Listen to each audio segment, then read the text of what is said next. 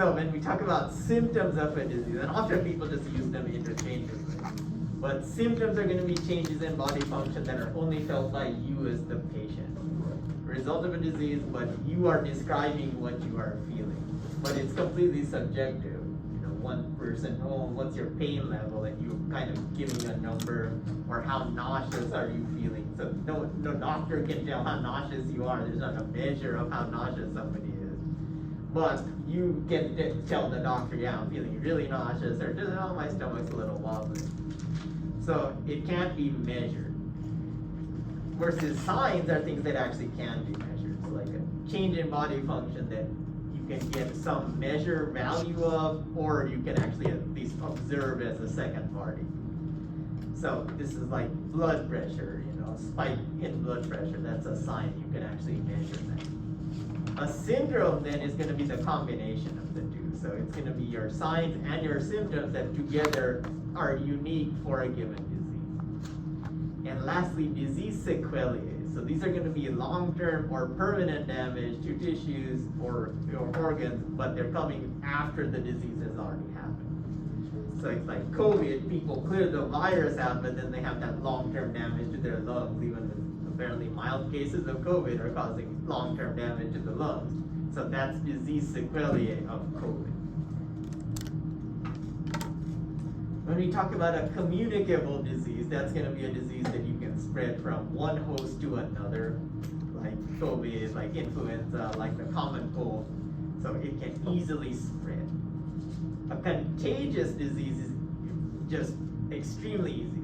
This is COVID, colds, measles. Those are extremely contagious, and there's levels of how contagious something is. Yes, it's easily spread and it's rapidly spread, but some are even more contagious than others. But easier it is, the more contagious it is.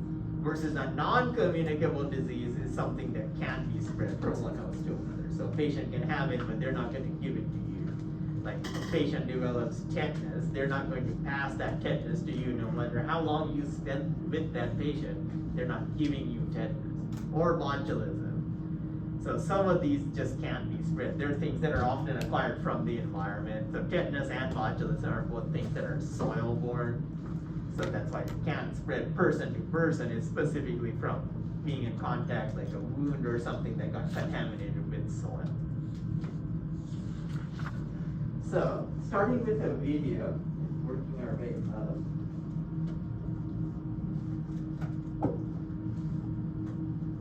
So epidemiology, this is what public health people will often focus on. And this doesn't apply just to infectious diseases. It can apply to like cancer rates and smoking and obesity. All of those things can also fall under epidemiology. Epidemiology is the study of where and when diseases occur and how they're transmitted. The knowledge obtained from epidemiology is of critical importance in learning how to treat and prevent various diseases.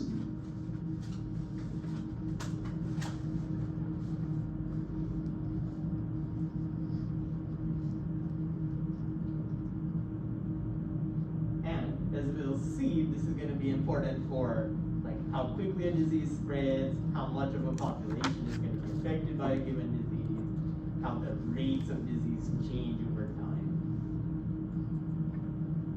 Which brings us to a little bit of math. A few chances I get to make you do math in this class, which have gone so well so far. I say that totally sarcastically. But it's not horrible math. We talk about the prevalence of a disease. So that's going to be the number of people who develop a disease at some specific time, regardless of when it first appeared. So if you're talking about like the prevalence of COVID, you're taking into account all cases. So you can go all the way back to February of 2020 and all the way till now, and you can say, oh, there's been this many cases in the state of California.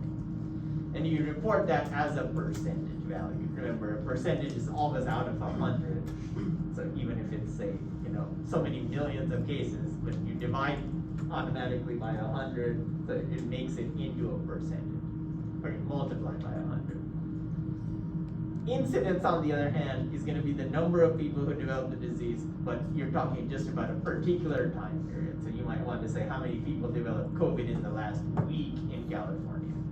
So it's only going to take into account new cases, but you set what that new time frame is. So you could say, oh, what's in the last week or what's in the last month.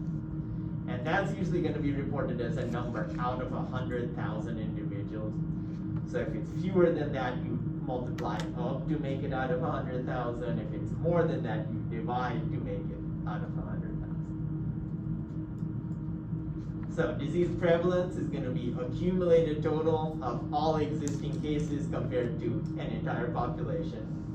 So total number of cases and then total number of people in a given population. And of course you set that population, it might just be all individuals. You could say, you know, how many people over age 65, that could be your population.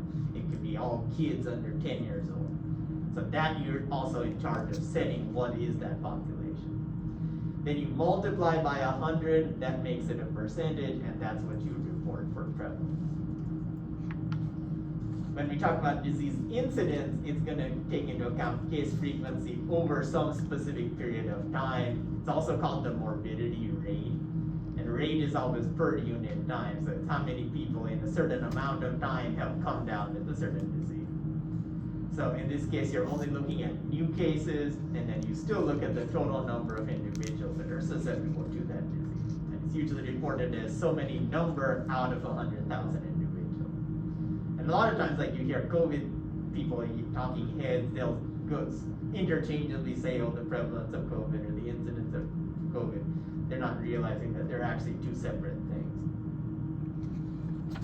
So when you work you through a problem, say we have 500 students in some auditorium, they're exposed to a nasty strain of influenza. Steer clear of COVID because we've had it with COVID. But the flu. So within 1 week, say 50 students show flu-like symptoms, so they came down with the flu. So in that case, our prevalence is going to be 50 divided by 500, the total population, times 100 to make it a percent, and that means our prevalence is 10%. Versus our incidence then is 50 out of 500 also. In this case, all new cases are all total cases because it's only been a week.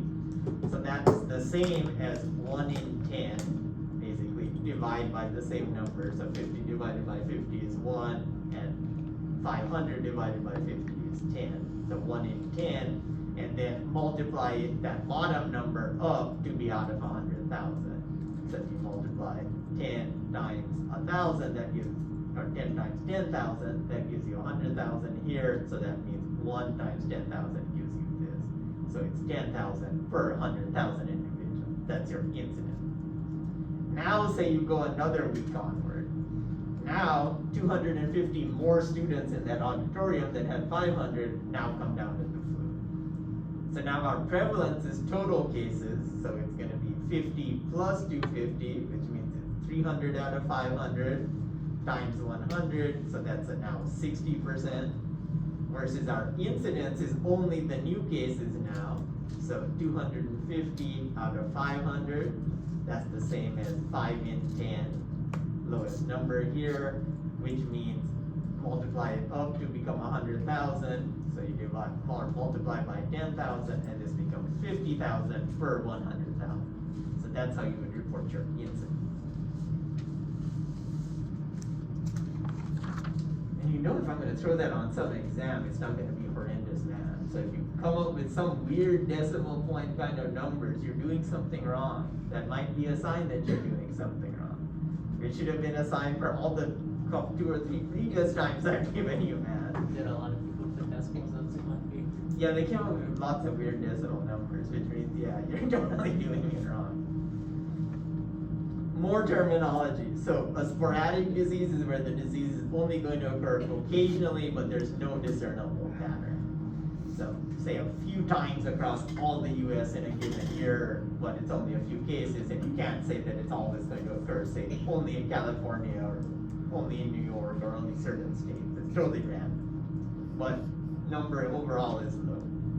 If a disease is endemic, that disease is constantly present in some population or a given location, like say it's endemic to California. but it's still at a generally lower level, but it's not ever going to disappear either. When something reaches the epidemic level, now it's acquired by a lot more people in a given area in a short amount of time. So you have some background level that you know that, oh, if it's endemic to say California, there'll always be 10 cases of a certain disease in a year. So now say you see 1,000 cases of that disease in 3 or 4 months. So now that's reached epidemic levels. So it's way above what you would expect if it was normally sporadic or endemic. When something becomes pandemic now, that means it's gone worldwide. So that worldwide basically is just greater than one continent. So as soon as it leaves, say, North America or Asia or something where it started, and it starts in another continent, it's officially a pandemic. With COVID, the World Health Organization was trying to minimize the fears of, like, no, we don't want to call it a pandemic yet, and they kind of delayed that for a few weeks. But yeah, it was officially a pandemic as soon as it left Asia. So if I play a video that kind of describes this occurrence of diseases.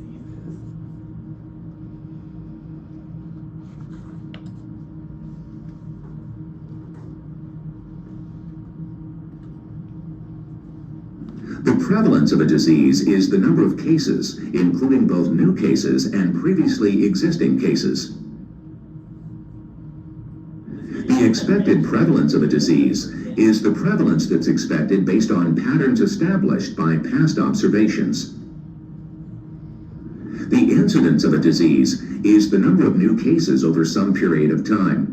Let's see how epidemiologists use prevalence and incidence data to evaluate the status of a particular disease.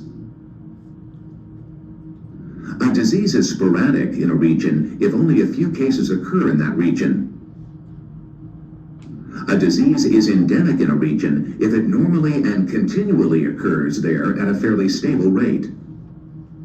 A disease is epidemic in a region if it occurs there at a rate significantly higher than would be normally expected. A disease is pandemic if it's an epidemic on more than one continent at the same time. Now watch the incidence and prevalence data and see if you can recognize when an epidemic or pandemic occurs.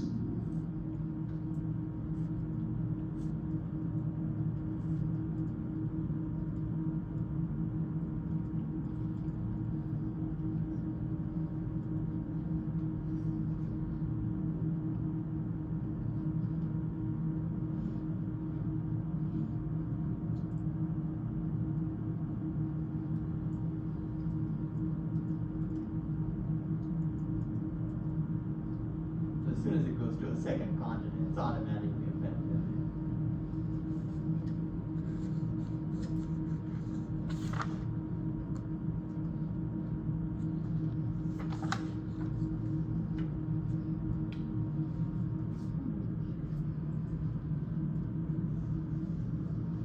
Terminology, all the basics, lots of stuff about studying infections. So when we talk about an acute disease, that's something that's happening at a certain time. It's usually going to be rapid, quick, but it only lasts for a short time. So it have, say, common cold is an acute disease. Normally you'll get it, you'll be down 3 or 4 days, sniffling, coughing, and then you're done with it. A chronic disease, you have those symptoms and they're going to develop slowly, often like over several weeks or even several months. But then they're going to last a lot longer once they get going. So chronic can mean, it could last for years, it could be even a lifetime. Subacute disease is where you have an intermediate between being acute and chronic. This is where maybe you have like COVID symptoms for a few weeks, like that lingering cough that a lot of patients have after they overall get through the worst of COVID, but they still keep coughing. That's where it goes on for, say, several weeks. A subclinical infection, on the other hand, you show no indications that you have a disease, but you do have an active infection. This is where like sexually transmitted infections fall in. So patient often doesn't even know that they're infected, but they are, and then they pass it on to someone else. A latent disease is where whatever the causative agent is going to be inactive for a time, but then it's going to activate itself at some later time and produces symptoms. This is like herpes viruses that cause cold sores or fever blisters. So it hangs out latent in your nerve cells around, say, your mouth or your eye, and then you get stressed out about a micro exam and suddenly, oh, I feel one of those itchy spots coming up. That's because herpes got activated.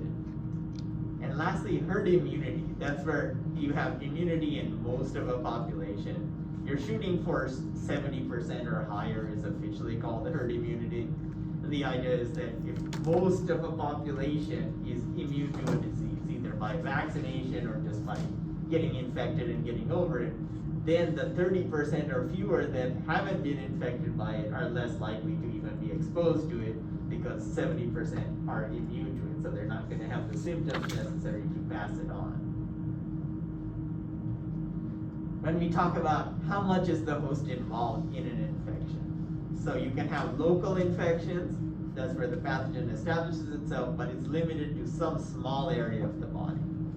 You know, maybe just a hair follicle, that little amount, it could be just a patch of skin, could be just around your throat, but only there.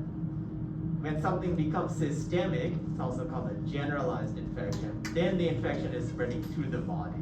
And that's usually going to be via the bloodstream or the lymph, another liquid we're going to talk about that also goes wherever you have blood circulation, you also have lymphatic circulation.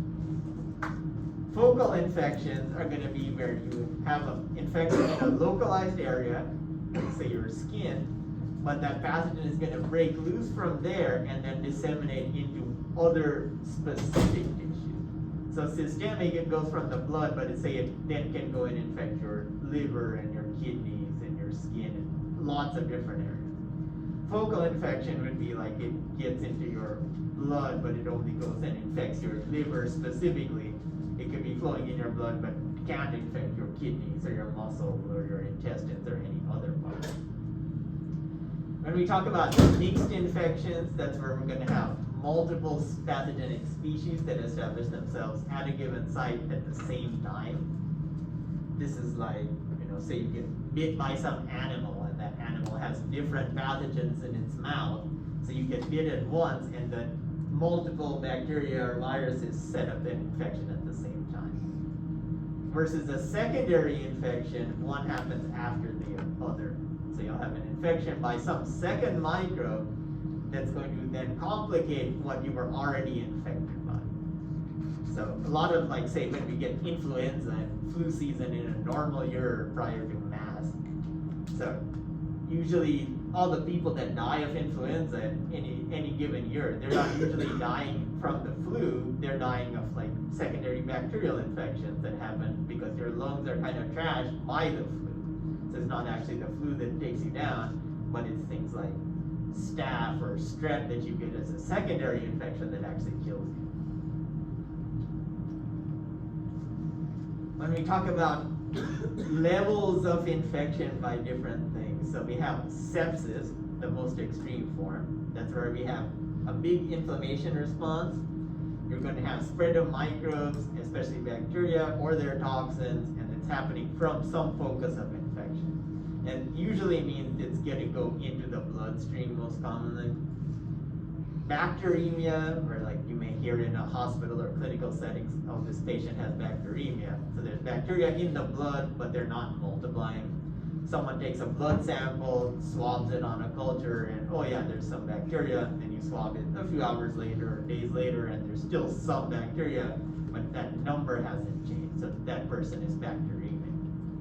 Versus septicemia, it's also known as blood poisoning. So here the bacteria are in the blood, but they're actually multiplying in the blood. And in that case, you would actually see the number of organisms going up. Viremia is going to be where you have small numbers of viruses in the blood, but they're not multiplying, because now we know that viruses have to be in a living cell to actually multiply. Two things that you measure on your side as the host are going to be leukocytosis and leukopenia. If you have leukocytosis, then there's an increase in white blood cells. So like there's some average base number that when a doctor orders blood tests, they'll say, oh, let's get a white blood cell count. And then if your number is above that certain threshold, then you would be considered to have leukocytosis. Same thing on the low end, so you have that set range that a normal individual would have, like per milliliter of blood, this is how much your white blood cell count should be. So then if your number is much lower than that, so it's out of that range, then you are said to have leukopenia. And certain infections can actually cause leukocytosis, others will target your white blood cells and cause leukopenia. And a lot of times also, this is a sign that you have an infection of some kind because it's stimulating your immune system to replicate more of those white blood cells. So what can make the body more susceptible to disease? In some cases, gender, like in the case of COVID, men are more likely to die from COVID than women are. Certain inherited traits, like having sickle cell genes, is for how you can have, die from that, but it's also beneficial because it actually decreases your chances of dying from malaria. General climate and weather, people know I always get sick in the winter time. Some of that actually is true, like colder times your body's expending more energy to stay healthy. Of course, lack of vaccinations, general fatigue because you're always exhausted thanks to this class, just age. Usually it's age 65 is the gold standard, so once you get past 65, which we have so much to look forward to in coming years, but then your immune system is naturally going to be weaker at that point. That's why a lot of times they'll say, oh, when you turn 65, you should get a booster shot for various vaccinations.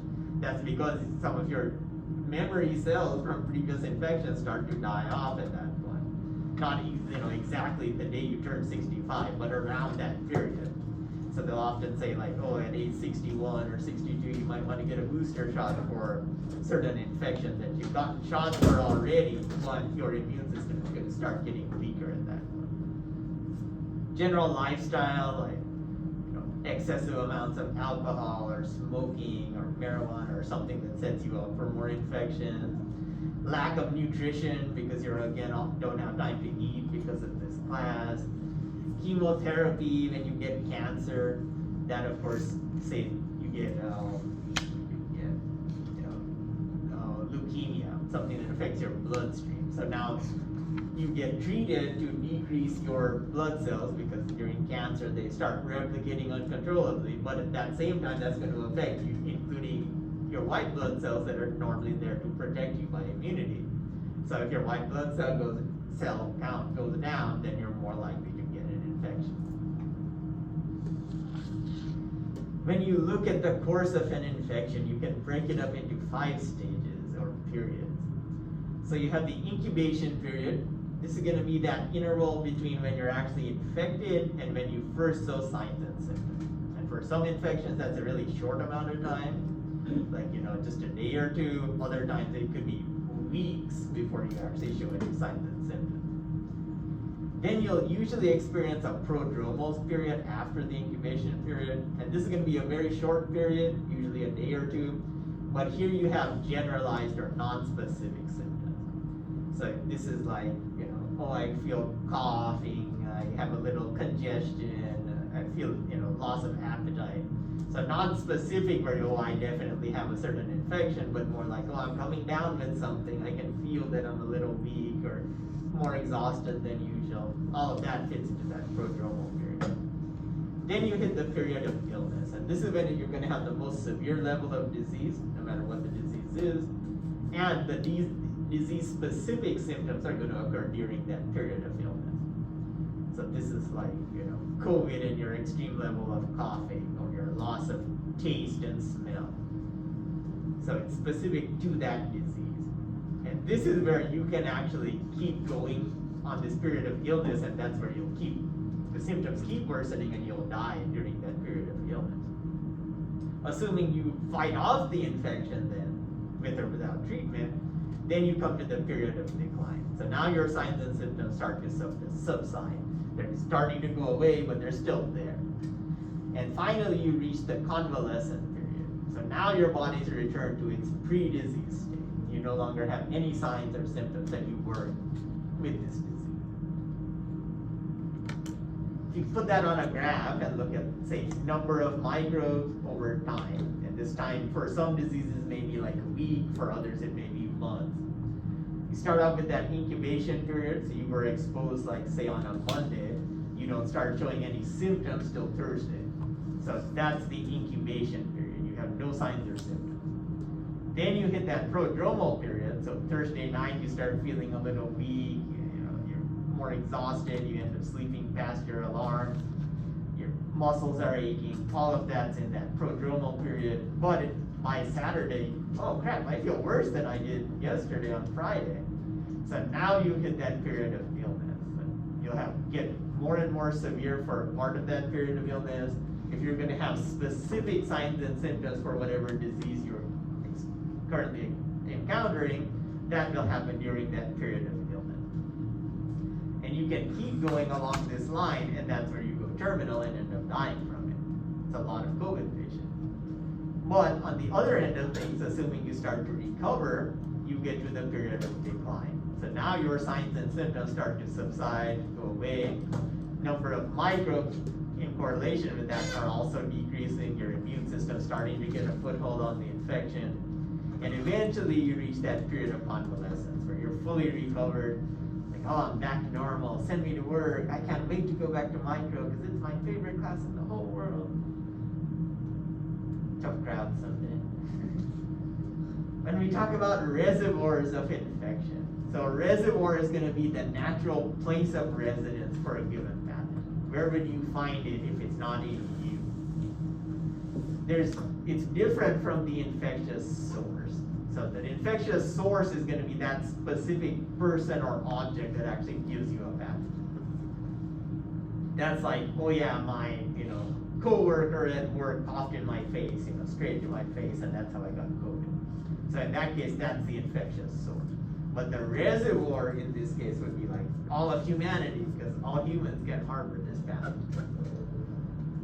Continual sources of infection. So you can have a human reservoir, that's where humans can be carriers of the pathogen, and they may have inapparent infections. They may only have mild symptoms or no symptoms at all, but they still can pass it to you.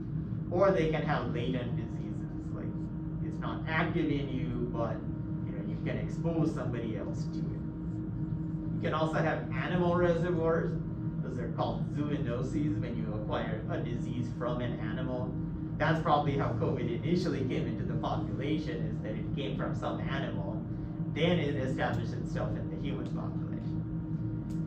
So initially transmitted from animals to humans. And some, like Ebola, is that kind of disease also. It has some animal source that usually starts an outbreak of Ebola. And then once a person gets it, then they start passing it to other people. You can also have non-living reservoirs. This is like things that are naturally found in the soil and water, like tetanus or botulism. They're naturally found in the soil. And you get step on a rusty nail or something, and then it gets into your skin or into your body, and then it starts the infection. Going more into those living reservoirs, if you have a symptomatic host, this is going to be some obvious source of infection. This is that jerk coworker that just loves to cough all over you and make you sick all the time. Could be an animal also, but they have obvious signs and symptoms of infection. It's like a lot of you're at Walmart or Costco or any other store, and it's like, oh yeah, I remember this person coughing on me, while I was standing in line at the checkout, and 2 days later I'm sick, so it was definitely that person. So that person is a symptomatic host. Versus a carrier is a non-obvious host. So they're going to harbor it, they can still spread that pathogen, but they may or may not have ever had the disease. Remember, with disease you have to actually have tissue damage, so you have signs and symptoms. These are the ones that are difficult to detect. Often you call them shedders. Just like, someone gets dandruff in wintertime and you call them a shedder, except no, they're not shedding dry skin, they're shedding pathogen. When you have an asymptomatic carrier, this is like STIs, sexually transmitted infection. So that's why you may still hear doctors and nurses calling them STDs, but they're technically not STDs until you actually have signs and symptoms. So these will often have a commensal relationship with the host, and then someone has sex with you and you pass it on to them, and they actually end up developing signs and symptoms. You can have incubation carriers. This is like HIV and measles, hangs out in the patient for quite a while, and even during the incubation period, you can pass it to somebody else. This is before you have signs and symptoms. Yes, sir? Is it possible to be a carrier and then have sex and pass it on to another person and they become a carrier as well, or is that not? I mean, it can definitely happen. Yeah, you can have some that are often as carriers like that only. One of the classic ones is like chlamydia. It's a sexually transmitted infection. A lot of times the only sign or symptom is not an obvious thing. It's when you find out, oh, I can't conceive as a couple, and then you get tested for it, but there's no actual like other symptoms or signs that, oh, I think I have an STI, until you get tested when you go to fertility clinic and say, hey, we've been trying to have a kid for a whole year and nothing's working, why isn't it? And then you get tested and, oh, you're positive for chlamydia. So a lot of things that do go that way. With HIV, actually, it's an incubation one because it will eventually develop signs and symptoms. Versus these asymptomatic ones, you may never do, as a carrier, you may never develop signs or symptoms, but you can still pass it on to somebody. And then some infections, you'll end up developing convalescent carriers. This is like typhoid. The story of Typhoid Mary. Ever heard that story? She was like a cook for families, or they hire her to cook for the family of say 5 or 8 or whatever size the family is. So she had at some point earlier in life developed typhoid, developed symptoms, got over it, but kept the bacterium that causes it in her gallbladder, and then during her cooking process and using the restroom and all that, kept contaminating the food. So it's happening in like the 1920s or so. They've definitely traced her to killing 3 different individuals in 3 different families, but they think she may have sickened like over 100 and killed many more, but these are 3 that they know definitely came from her directly, but she probably sickened and killed a few more in the process.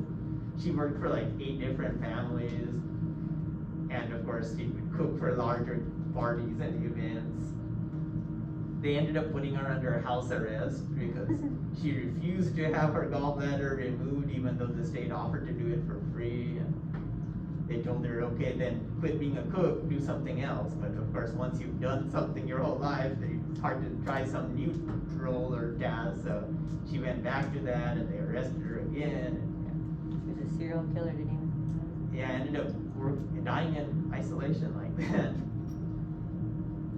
Now, of course, that nickname sticks. If you have anyone that's like, in your family or friend circle or workplace, and they're always the one that, oh, if they're sick, I'm going to end up getting it. You nickname them a typhoid Mary. There are those people. Lastly, talking about transmission. So when you have direct contact transmission, that requires close association between whoever's infected and whoever's susceptible to that infection. So this is going to be like, really close. You kiss somebody and pass on saliva and they get infected. You cough directly into someone's eye. Congenital transmission is going to be transmission from mother to fetus or newborn at birth, like passing on herpes or syphilis or something like that from a mother that's infected to the newborn as it's coming through the birth canal. Indirect contact transmission is when you spread to a host by some non-living object, and that non-living object is called a fomite.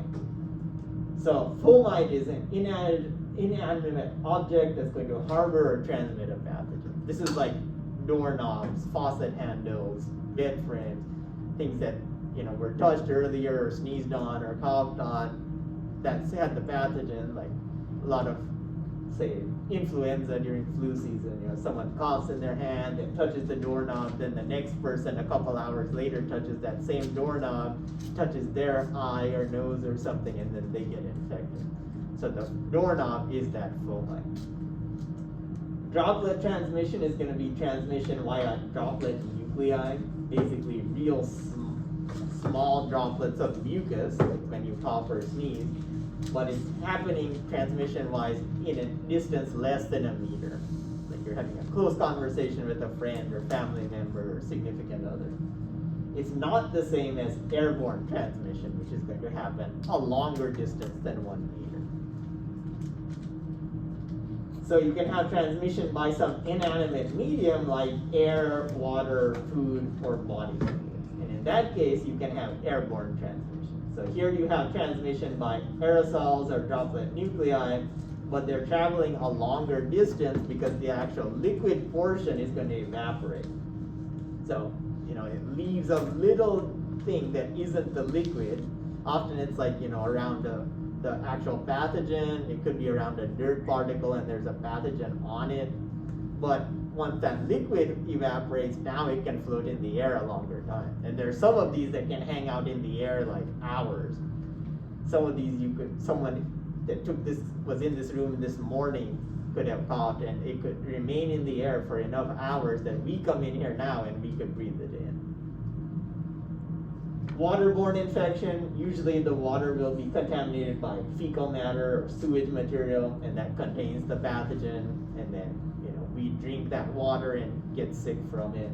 Often when they issue there's a boil notice for water supplies, that's when something about the normal treatment of the water is messed up, or its groundwater's been contaminated with like a leaky septic tank or something. Then the water supply could be contaminated, you need to treat it. Foodborne infection or transmission, that's where you have transfer of pathogens actually in food, often because the food is not fully cooked, or it's something that isn't supposed to be cooked, like salad is very common for this. Poor refrigeration, either your refrigerator is just not working, you don't have the temperature low enough, or just contamination. You cutting meat with your knife on a cutting board, and then you cut some salad or onions or something right after that using the same knife. Then you don't wash it in between, so now you contaminated something that you're not going to cook with using that knife that can contact with raw material. When you have cross-contamination, that's the actual transfer of pathogens between different foods. Vectors. So arthropods, especially the ones that are fleas, ticks, and mosquitoes. All of these are types of arthropods, and they can all spread pathogens with them. And we talked some about this when we talked in 3.1 about spreading some of those protozoa. So now this applies just as general spread. This can include viruses, it can include bacteria. So usually this transmission is going to occur one of two different ways. You can have mechanical transmission or biological transmission. When you have mechanical transmission, the actual arthropod is just physically carrying it, maybe on their feet, on their wings, on their thorax, any other part of their body. Versus biological transmission, the pathogen is actually reproducing in that vector, like Lyme disease that actually goes through biological transmission. So bacteria gets into the gut of the tick and replicates there, and then it latches onto you and starts sucking your blood, and within 24 hours, that bacteria is now into you. Cockroaches are big on this, flies are big on this. Flies sits on a pile of dog crap in someone's yard and then smells your awesome barbecue going on in the yard next door and flies onto the food that you've just taken off the grill, and yeah, that's how things can spread. Don't let that stop you from barbecuing as things warm up. So let's finish this off with this very weird kind of picture of these people actually showing all of these terms I just described. This guy, as you'll see, is always smiling in this video. This gal, on the other hand, has that resting, what face, right? And she just keeps that face the whole time. But the video itself is very useful. Infectious diseases are transmitted from either a host's portal of exit or a reservoir to a new host. There are three major categories of transmission: contact transmission, vehicle transmission, and vector transmission. Contact transmission is the spread of pathogens by direct contact, indirect contact, or droplets. Direct contact can include touching, kissing, or sexual intercourse. It can also include transfer from mother to fetus and contact within a single individual, such as between the nose and the eye. Droplet transmission occurs via mucus droplets within a distance of less than 1 meter. This can occur while exhaling, speaking, coughing, or sneezing. Indirect contact involves spreading of pathogens by inanimate objects called fomites. Fomites can include needles, eating utensils, money, tissues, toys, and medical equipment. The second major category of transmission is by vehicle. Vehicles can be air, water, and food, as well as bodily fluids such as blood that are handled outside of the body. Airborne transmission involves the spread of pathogens via an aerosol. This aerosol can be either dust or droplets traveling farther than 1 meter. Waterborne transmission is a major mode of transmission for many gastrointestinal diseases such as cholera. This usually occurs when fecal material enters the water supply. Foodborne transmission is also typical of many gastrointestinal diseases.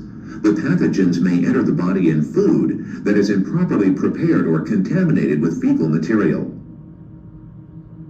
Vectors are arthropods that transmit diseases from one host to another. The term vector is most often used to describe insects or arachnids that are part of the pathogen's life cycle. For instance, the mosquito in malaria or the flea in bubonic plague. However, some insects can also passively carry pathogens with their bodies. For instance, a fly may carry typhoid or dysentery from a host species to the food of another person. Notice their expressions have not changed at all in this environment.